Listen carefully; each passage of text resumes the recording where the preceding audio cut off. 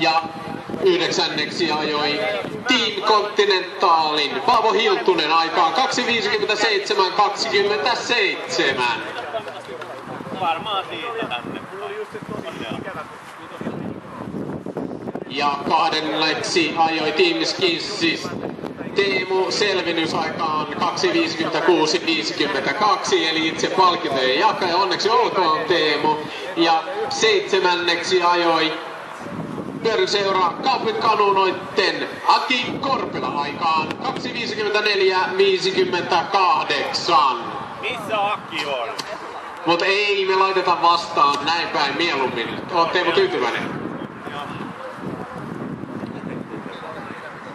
Ja 6. ajoi CC Karosta Jussi Laurila aikaan 2.50.55. 5.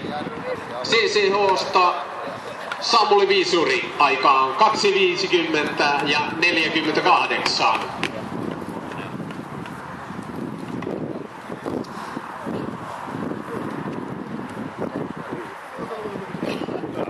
Ja 4.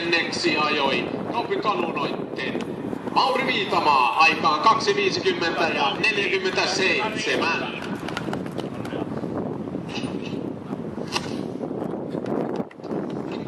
Ja hyvän tiukan ajan jälkeen 3. ajoi Samuli Saarala PKK:sta aikaan 2.46.55. Joo, onnea. Tästä ja sitten sä saat valita yhtä. Et saa. Me tehdään niin, että saat kohta. Ja 2. ajoi Mikko Vastorajalta Cingolina Team Continental aikaan 2.46.02. Ja 5 minuuttia 8 sekkaa voittajasta.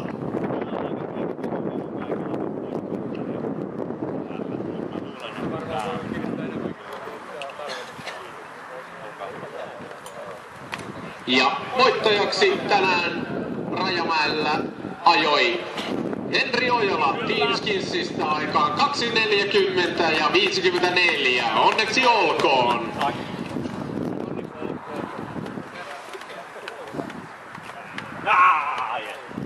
Tässä näin. Täällä on tämmönen, että lukee Henry. Oliko siinä eka painotuksen? Oli se siinä.